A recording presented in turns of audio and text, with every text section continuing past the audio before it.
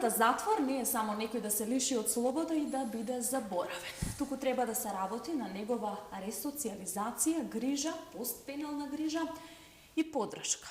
Ке се запрашате зошто една ваква најава во Скопје ми е дома. Заради мојот денешен гостен и соговорник, со кого ќе поразговараме за еден малку поинаков дом. За казнено-поправната установа Затвор Скопје разговарам со директорот на истата. Велам добре дојде за господин Бобан Утковски. Ви благодарам што ја прифативте мојата покана да бидете дел од Скопје ми е дома на Вистинска телевизија. Како сте? Благодарам на поканата. Добро сум. Скопје ми е дома, ќе проговориме за малку поинаква дома. Ќе проговориме за казнено-поправната установа на која што дојдовте на местото, односно на функцијата директор, чинам во јули минатата година. Казнено-поправна установа Затвор Скопје или една установа која што датира од 1968 година, како поправна установа во главниот град. Колку беше предизвик да се застане на чело на Затвор Скопје? Предизвикот е голем и се уште постои како таков да се дојде на оваа раководител на оваа установа, затоа што од моите сознанија имаше доста нерешени работи или застанати работи, па дојдов на оваа позиција за да работам и за да се подигне степенот или нивото на квалитет на штитениците што престојуваат во оваа установа. Токму така штитениците на кои што оваа установа име дом, во периодот во кој што престојуваат, во каква состојба превземате, господин Утковски, институцијата? Во таква ситуација, како што не би сакал сега многу, затоа што сме веќе повеќе време, не би сакал за позициите, секојаш може подобро да се направи во таква ситуација како што не беше најбаш среќна во тој момент кога се ја преземав, но еве со тимот кој што работиме и се надградуваме и правиме се за да биде нешто подобро. Се сменија ли работите од јули па се досега, односно какви се условите денес, пред да проговориме, односно пред да ги прокоментираме извештаите за казнено-поправната установа Затвор Скопје, што велат? Менуваме секој ден. Секој ден се трудиме, секој ден работиме на многу полиња, на многу предизвици сме, што се вика, опфаќаме многу предизвици од обезбедување на еве сега за грејење, за што се вика за многу работи што еве сега на пример предизвик еве сега од моето доаѓање на пример од косење на трева, од чистење на канали, на многу работа, од поставување на тенди, од санирање на одредени простори што не беа санирани, но има уште многу да се санира, само сега чекаме затоа што зимскиот период да заврши, од обработување на земјоделските култури што ги имаме, така да на многу нешта работиме во моментов. Сега малку да ги прокоментираме извештаите на домашните и иностранските набљудувачи за лошите услови, за ниското ниво на медицинската заштита во затворот Скопје, за недоволната здравствена заштита, за, пак ќе кажам, лошите тешки услови токму на штитениците кои што престојуваат таму. Зошто е доведена установата во таква состојба каква што е денес? Каде е потврлено? Кој потврли овде? Потврлувањето ја не би го гледал на краток временски рок наназад. Тоа е системски потврлено многу години уназад, би рекол, од самото осамостојање, дека не е одело на горна линија, како и да зборуваме. Значи, годините како што одат и сме дојдени до ова дереже, не се водело внимание. Не се водело внимание во повеќе сегменти за сето тоа. Имало подобрување во некои сфери не, така да не е баш нешто некоја грижа да била, да еве ќе кажеме за здравствената грижа на штитениците. Еве во моментов јас имам само двајца лекари кои што едниот ми работи како по договор на дело, значи он е веќе пензионер, нема ангажман што вика како редовен лекар и Да, чинам дека се пожалевте јавно дека немате персонал за па немаме ниту пак е предизвик за докторите да дојдат да работат во оваа установа. Колку се чувствуваат затворениците сигурни и стабилни токму во тој таков дом, ќе го наречеме, таму во кој што се наоѓаат? Сигурноста им е, што се вика, основно начело што ја гарантира државата по основ на сето тоа и безбедноста за престојот на штитениците таму. Работиме на безбедноста секој ден, затоа што таа е жива материја, таа е динамичка, бара многу труд, многу ангажман од наша страна, од затворската полиција, од тимот на ресоциализација. Имаме нон-стоп активности, секој во својот сегмент, за да можеме да го одржиме нивото на мир и безбедноста на високо ниво, на ниво што им е загарантирано по устав на државата. Така. Овде ми се наметнува и прашањето кога говориме за тие малку полошите услови во затворот. Каков е буџетот на затвор Скопје? Со колков буџет еве конкретно располагате, колку од средствата на буџетот од установата ги одделувате конкретно за подобрување на ваквите лоши услови кои што сте ги затекнале како менаџер и директор на истата установа? Да, сега во моментов е почно што се вика од владата добиваме одредени средства кои што би можеле, кои што ги применуваме за подобрување на условите на живот на штитениците.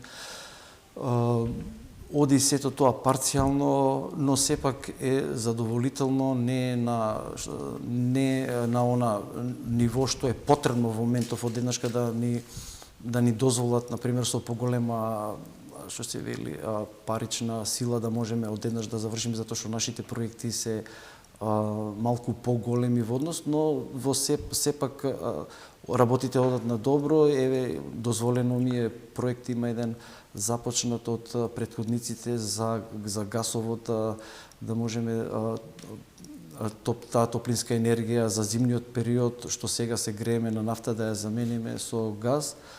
И тука сум многу благодарен на владата што ми овозможи средства. Проектот е во, да не кажам, во финална проекција, што април месец ќе го ставиме, што се вели, да оди на реализација, и се надевам искрено дека оваа сезона ќе се грееме на газ и така да ќе бидеме многу поквалитетно, ќе биде поиздржано за штитениците што престојуваат таму. Ајде да направиме една дистинкција, односно, еве конкретно во главниот град во Скопје, говориме за Скопје, за скопските казнено-поправни установи, конкретно казнено-поправната установа Затвор Скопје, и го имаме од друга страна и Дризово. Да направиме една дистинкција, кои се штитеници престојуваат кај вас, односно кои се основните цели на Затворот Скопје, за разлика од еве конкретно и Дризово како затвор? Добро, и Дризово е главен затвор, што се вика централен затвор во Република Македонија. Јас сум втор по големина, но јас сум прв централен притвор во Македонија. Значи, мојата главна, што се вели, е преокупација и по дефиниција е за притворското оделение, што ми е како задача на менето за да го водам и да го управувам. Отприлика ја имам скоро бројка околу 300 притвореници во моментов оперираат во тој затвор.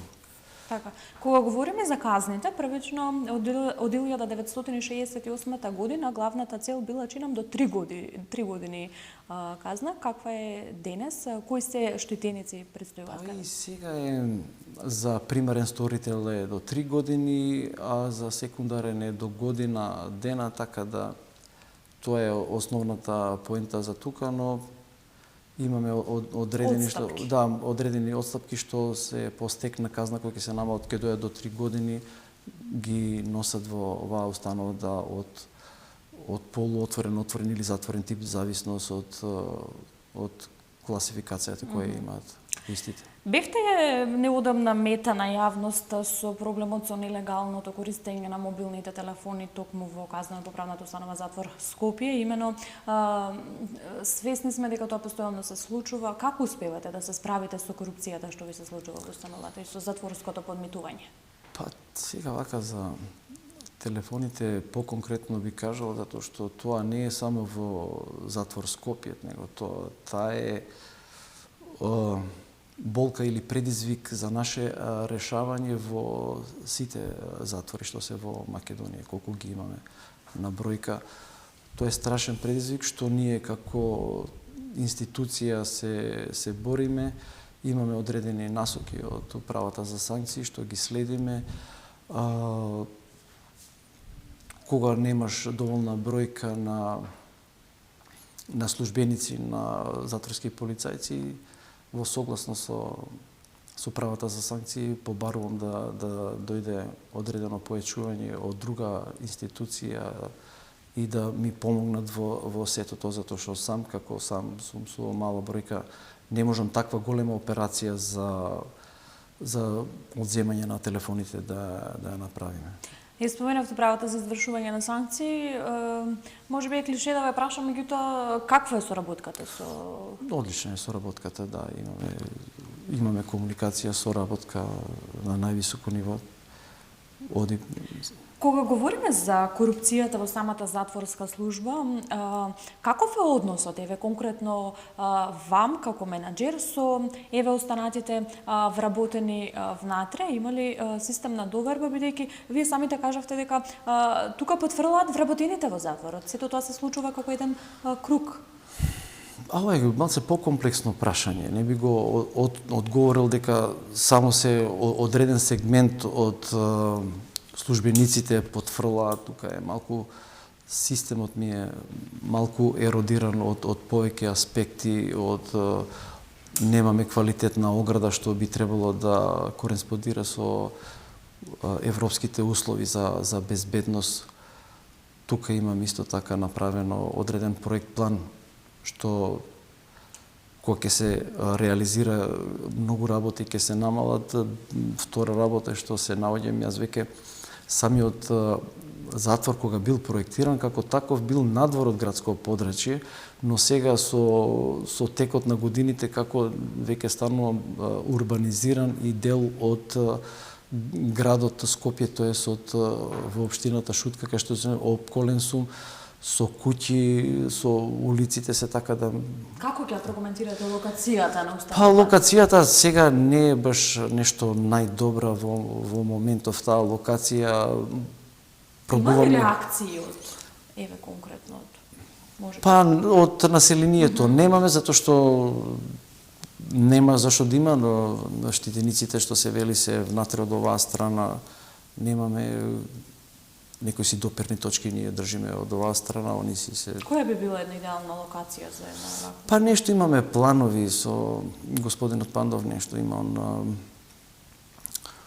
со Европска банка, ако не се лажам сега, толку мислам дека со Европска банка имаше состанок пред некој ден дека треба да се обезбедат некои си средства да се направи нов притвор на одредена локација. Ми се чини дека тоа би било во близина на затворот Идрис, затоа што таму има доволно земјиште за да може таков затвор да се постави на таа локација. Какви се капацитетите денес на затворот, односно поправната установа? Па во моментов сум малку повеќе од дозволениот капацитет. Се надевам дека тоа најбрзо ќе се разреши по повеќе основи, по основа дали одредени лица ќе добијат скратување на казните, како што се надеват и по основ на одредени временски период имаат можност да си побараат да заживее условниот отпуск или пробација што го велат тоа да добијат, потоа да имаме со алки исто така тие се во фаза на завршна фаза кој што ми се чини дека набрзо ќе почне да се процесуира, да се ставаат на тешко болните, имаме затоа што и тешко болни, имаме луѓе што се без нога, без рака, што се инвалиди, да би можеле делот од својата казна да ја издржат во домашни услови со одреден периметар на движење. Така, има ли дискриминација кон притворениците и затворениците во Шутка? Неретко во домашните странски извештаи се среќаваме со истражувањата дека постои различен третман на штитениците во Шутка. Што ќе прокоментирате вие на тоа? Па, лично од кого јас сум, тој не би можел сега за минатото да зборувам дали имало, најверојатно имало. Сега од кого сум јас, тоа е представки што ни пишува до јавен правобранител е сведено на минимум, скоро да ги нема, затоа што за сите ситуации превенирам, одам, разговарам директно и непосредно со штитениците и да можеме сите нејасноти што ги имаат како такви да ги расчистиме, да не дојде до одредена дискриминација на Вие неформално неформално надвор пред камерите ми споменавте дека многу ви е важно штитениците да ве чувствуваат за близок, за свој, да споделуваат со вас. Колку е важна таа взаемна доверба, можеби ќе ја наречеме, помеѓу штитениците конкретно и менаџерот на установата, која што нив им е дом? Па комуникацијата е најбитна пред се, затоа што они имаат доста технички прашања нарочито за притворскиот дел, би проговорил од лекарските потреби што би сакале да ги извршуваат, што им се законски право дадено од лекарската помош. Во тој сегмент се најмногу они опфатени и тука одат нивните забелешки што би сакале они да одат на лекар надвор од институцијата притвор, што е за да го остварат своето право на лекување. Малце сме, јас и молам, нели, и нив како ги замолувам за трпение, затоа што имам ја доста спроводи, секојдневно работам со многу спроводи, со организирани групи што не можат да чекаат судење и тука го правиме балансот што можеме да ги носиме луѓето за да ги, што се вели, елементарните човечки права за да ги задоволат. Но без комуникација, мислам, сето тоа залудо ќе биде. Така, периодов одржувате многу состаноци, многу средби, подпишувате доста меморандуми. Јас издвоив нешто како најсвежо, нешто како најново од она кое што го правите, конкретно како менаџер на установата која што ја водите. Имено со председателот на хуманитарната организација Калири и Мире Сисе, Неџати Љика одржавте средба.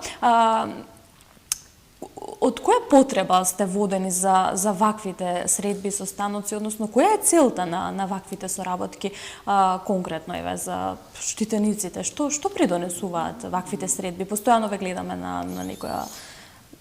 Па, потребата е само за едно единствено, само да се подобрат условите на штитениците во установата на повеќе начини. Тука од обезбедување, би рекол, да се обезбеди подобри кревети, јастуци, чаршафи, елементарните услови, што се може да се помогне во сегментот. Ние како руководител јас добивам одредени средства, но сепак потребите се многу поголеми во моментов него ли што би можел јас да направам, и така да секоја соработка со секоја хуманитарна организација која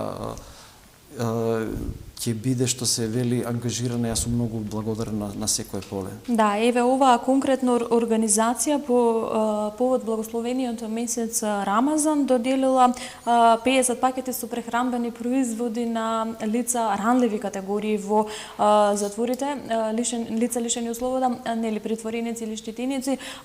Како се бираат, на кои лица ќе им бидат доделени? Кои се ранливи категории во затворите? Ранливите категории се препознаваат на самите воспитачи, затоа што они непосредно се во комуникација и ги имаат сите податоци за нашите штитеници и се приметува, например, кој е социјален случај, како претежно се тие глава на семејство што се влезени, што се вели да отслужуваат одреден период во казнено-правната поправната установа и нема кој да обезбеди храна за семејството. Така да имаме тимови што разговараат, препознаваат, дават одредени насоки. Јас со мојот тим организирам такви средби сум многу благодарен за Рамазанскиот, исто од Скопскиот муфтија Кемал Исмаили се викаше да така го почнавме Рамазанскиот околу 45 јадења или 46, не ме фаќате за збор, што до крајот на постот секоја вечер им се носат на штитениците и ние тука рамномерно ги поделуваме. Така, одржавте средба и со професор доктор Ѓоко Ѓорѓевски од Православниот Богословски факултет Свети Климент Охридски Скопје и отец Методија. На оваа средба интересно е тоа што имаше донација од библиски книги, велат за да се подобри ресоциализацијата на и социјалната адаптација на штитениците. Колку ваквата цел е остварлива и колку тоа во пракса е остварлива? Колку штитениците се заинтересирани еве конкретно на тој начин да се оствари таквата ресоциализација во нивниот процес на одлежување на казните?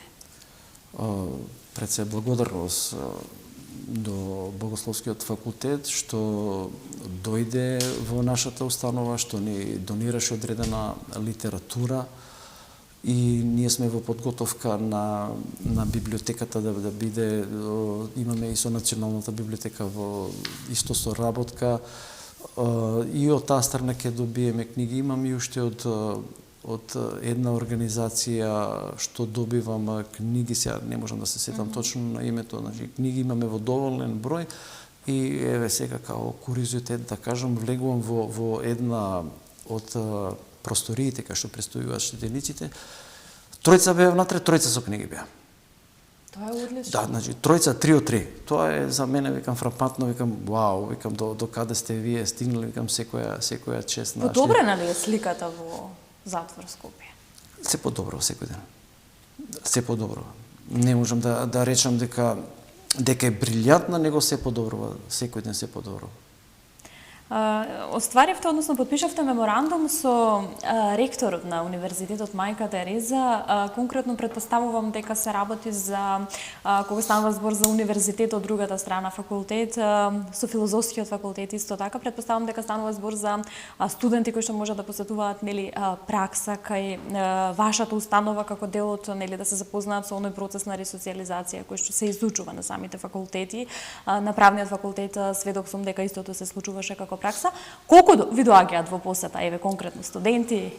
Па еве ние почнеме со филозофскиот, со факултет, со Мајка Тереза направивме, сум сега во подготовки со факултетот од безбедност, со нив. Колку е важно да доаѓаат? За мене е круцијално.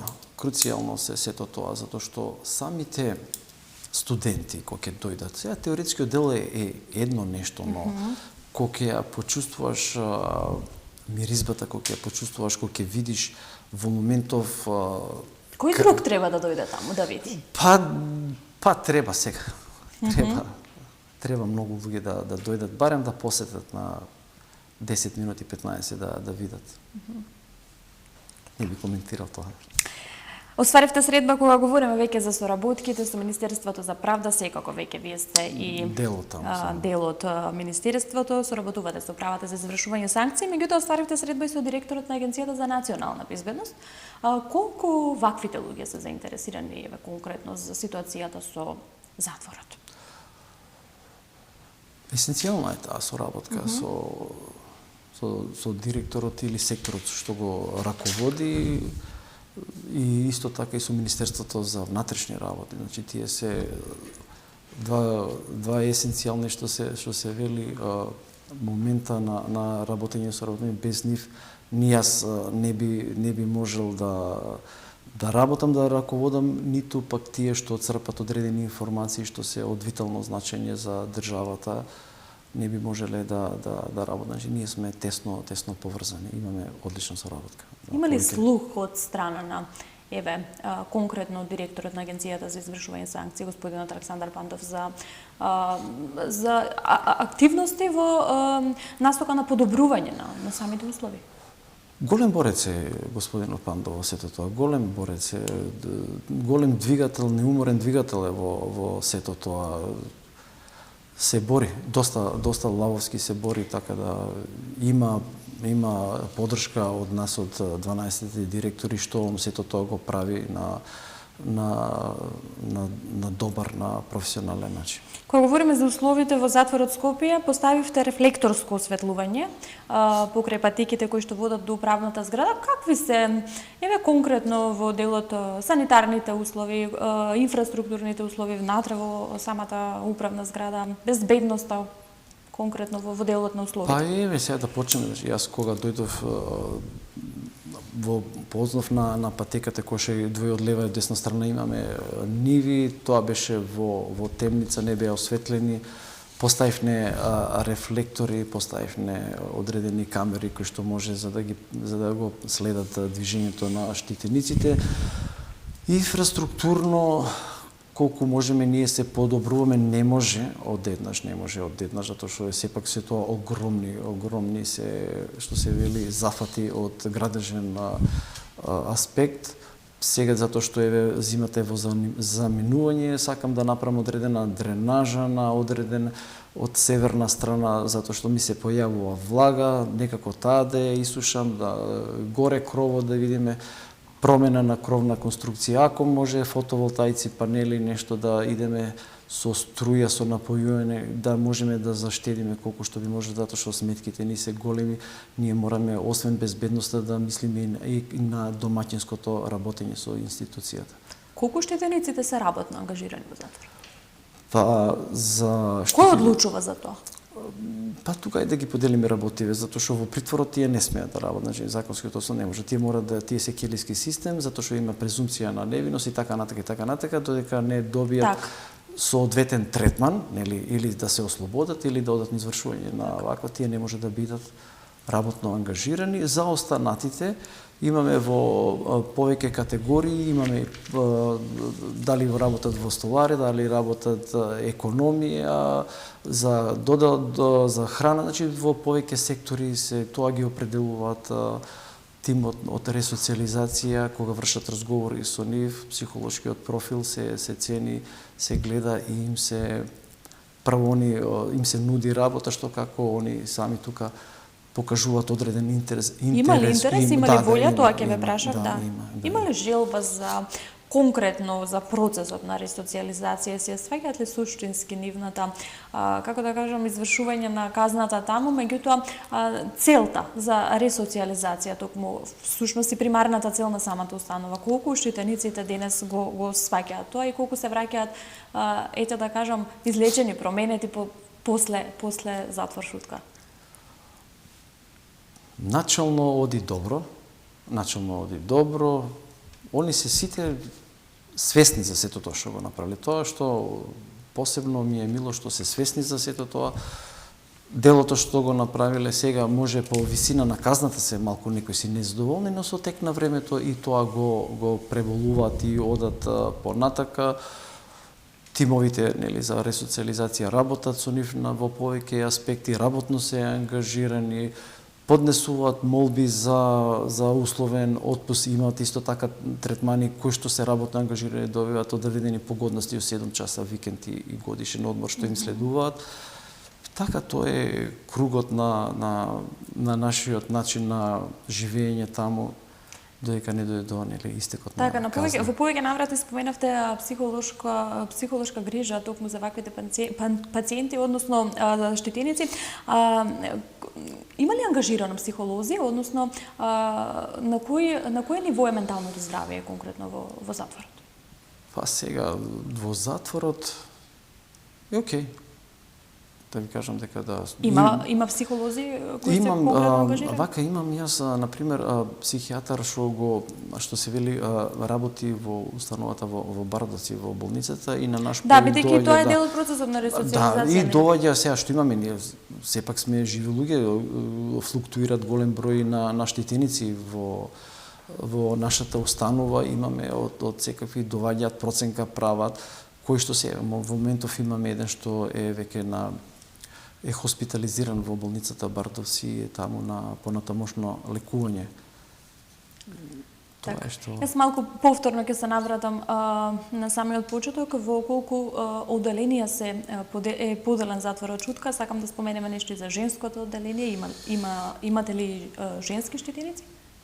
Па има во притворот, ние немаме за издржување, значи за издржување казна единствено е Идризово. Да, така. тоа е овластено и тоа е делегирано така. од страна на влада. Има ли притворенички во Шутка? Да, притворенички имам во 3 простори, се така сместена прилика околу дали 17 или 20, точно не ме фаќате за збор. Значи таа е бројката во добра здравствена кондиција, се исто така за нив е со не посебен или овластен третман, но сепак се женски битија со некои си други потреби и се на одреден друг левел поставени за да ги се грижиме за нив. На социјалните мрежи на Вистинска телевизија, оние гледачи, односно читатели кои што таму не слушаат и читаат и не коментираат, да добивме еден коментар, одличен соговорник со кого што ќе продискутирате малку повеќе за еден друг дом, односно вели Скопје е дом и на оние од Шуткалица и на оние од Идризово. Колку Шутка всушност е дом кој што може да гарантира безбедност, ресоциализација и сигурност на лицата кои што се таму сместени. Па работиме на тоа поле, отприлика имаме околу 470 штитеника, ако не се лажам, кои во притвор, кои во секав да направиме одредена, што се вика, подоба, затоа што имаме исто така затворено оделение, полуотворено и отворено оделение, зависи од висината на казната, дали имат други дела со нив, тоа многу е битно и во однос на безбедноста, да се навратам да кажам, да, гарантирана е, ја одржуваме безбедноста на висок левел и не можам да мислам и тврдам дека е сега на многу подобро него ли што било во минатото. Не зборувам за значи општо во цело минато дека е на многу повисок степен е поставено. На функцијата ВД директор доаѓате од генерал. Кажавте дека предизвик беше ова за вас. Кои се вашите следни амбиции, еве можеби на долгорочни планови? Што знам сега, тоа е... Еве конкретно визијата за воиднина за оваа установа во Скопје. Имате ли визија за подобри услови, за Апсолутно. подобра слика? Да, за... подобра слика, да. И сум на тоа да го оставам многу подобро место од што сум го затекнал и се борам и да не кажам живеам за сето тоа да го направам многу подобро место. А какво место е Скопје за вас за живење денес? Безбедно ли? Па сега дали е безбедно со тие ресурси што ги имаме, гледам дека Министерството за внатрешни работи е доста ангажирано околу Safe City да го направи, да го малку би сакал да упатам апел до сите возачи малку посмирено да возат, да бидеме малку повнимателни во возењето, но сепак не сум ја за нешто да се рече законски или драконски да се казнуваат, но сепак кога ќе се процесуира Safe City ќе бидеме како Дубај, ми се чини дека ќе бидеме како Дубај. Амбициозно, колку Скопје вам ви е дома, тоа ми е едно од умилените прашања кои што сакам моите гости да ми го одговорат. Каква е сликата за главниот град можеби во вашите сеќавања? Па јас сум роден тука Скопјанец, така да го сакам овој град, не сакам да бидам дека сега еве го Бобан зборува нешто, јас сум го поминал цел свет, од Америка, цела Европа, од исток сум живеел, последно беше од Дубај, што таму сум живеел, сум работел и многу други монденски места од Монако и така натака. Памети ли овој град подобри времења за живење? Па да, памети и многу. Сега да се вратиме многу назад, вие сте многу од 90-тите години, имаше некоја забава, многу подобра забава имаше во Скопје. Ние бевме примат на Балканот за забава, за дискотеки и така натака. А што се случи денес? Каде се потврди? Па не знам сега, или јас не излегувам по тие ноќни животи, ама гледам... Не, сите, мислам, грото го сведоча тоа дека Скопје порано било навистина... Број еден беше во, 90-тите години, што се вели до рани 2000-ти, ние бевме примат на Балканот за добра забава и имаше некоја си позитивна енергија за живење. Денес како да се чувствува еве некоја отуѓеност, некоја себичност помеѓу луѓето, чинам дека порано и повеќе малку и се дружеле, се собирале и конкретно и во центарот на главниот град и оние прошетки. Денес некако како да се затворивме во себе, бркајќи ги кариерите и Многу е лошо што луѓе оние за себе зборувам, близината, мислиме, еве седиме, сме се собрале друштво и сите гледат условно во телефоните, пак има нема близина и полесно му е да пише порака него ли да се јави, сега и тоа се изумре повеќе одат на пишување. Нема на времето сега да не рече го овој пати по некој минуто се знаело кој каде се собира, кој оди, како оди и било многу поубаво и се зборувало, значи сме имале таа интеракција со луѓето, многу повеќе сме комуницирале, многу повеќе сме разговарале. Кариерите биле такви какви што се, не пречат и денеска да се брка кариера, тоа е окей, позитивна работа, но немој да се оди по некои си други линии за тоа да се стигне. Што најмногу ве врзува вам за Скопје? Па што знам што би рекол за Велите дека сте живееле на различни места, меѓутоа повторно сте се вратили во главниот град? Да, на многу локации низ светот имам живеено сепак. Па што знам, сепак тука е наша, што се вели, камено тежи на свое, на местото, на родното место. Сепак имам огромен круг на пријатели, каде што и да излезеш, сепак македонецот е познат како гостопримлив народ, сепак тој тренд не го губиме. Па имаме пријатели со колеги, каде да отидеш, пак тука си, дали да отидеш во еден град, во друг град или да ти дојдат гости, мислам дека имаме таа близина што на запад ја нема, уште полоше. Како што е трендот дека на запад е многу полошо.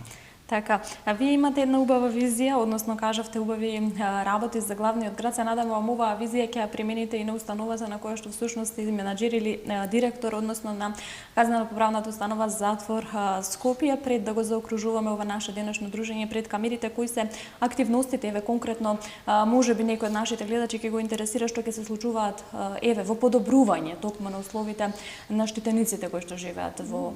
Првенствено ми е за кои се следните чекори насоки? Од најбезболната, најбенигна работа сега ги пуштивме сеидба да се прави, да се изора, да се ќе садиме детели на сето тоа. Па од повеќе аспекти, мене ми е и од безбедносен аспект кој ќе биде сето тоа средено култивирано. Ја сакам секоја педа земја да биде култивирана, изработена, да има одредена тежина кој ќе дојдат, не е битно луѓе, затоа што тука доаѓаат луѓе во притвор. Да има една слика. Па да има една позитивна слика дека нешто се работи. Би сакал асфалт да ставам асфалт, оградата да ја средам како што доликува по европски светски стандарди. Дренажа на објектот да се направи, водата да може да се исуши, да се средат објектите. Они се вака, окей, средени се, значи тоа е цврста градба, тоа е по одредени стандарди. Влагата ни е најголем предизвик, ако успеам влагата да ја средам, да ја дотерам, ја мислам дека сме победиле овдека сите како институција. Ке посакам успешна и плодна работа токму на функцијата на која што сте и за установата на која што сте поставен. Ви благодарам што токму овде проговоривме малку повеќе за една установа која што датира од 1968 година овде во главниот град во Скопје. Ви благодарам што со нас поделивте и малку повеќе од вашите сеќавања за главниот град, од вашите лични, приватни сеќавања за Скопје, за тоа во какво Скопје би сакале во иднина да живееме. Се надевам дека ќе имаме можност да се дружиме повторно на други теми поврзани токму со ова и во некои други изданија од можеби Скопје ми е дома. Господине Утковски, ви благодарам. Благодарам. Така е, почитувани гледачи. Казната затвор не е само некој да се лиши од слобода и да биде заборавен. Главната цел е реинтеграција, ресоциализација и секако постпенална грижа токму за штитениците кои што живеат во казнено-поправната установа Затвор Скопје, установа која што датира од 1968 година, на која што неколку месеци нејзин директор е мојот денешен гостен и соговорник Бобан Утковски. Се надевам дека бевме интересни, дека доближивме малку повеќе за еден друг дом до вас и овде ќе ви се заблагодарам за тоа што не следевте повторно на Вистинска телевизија и овој четврток. Ќе ве поздравам и секако се гледаме наредната седмица со друг гостин, друга тема. Таму е Скопје, град мој љубав лише, што ми расуте сни. Вечно ќе ја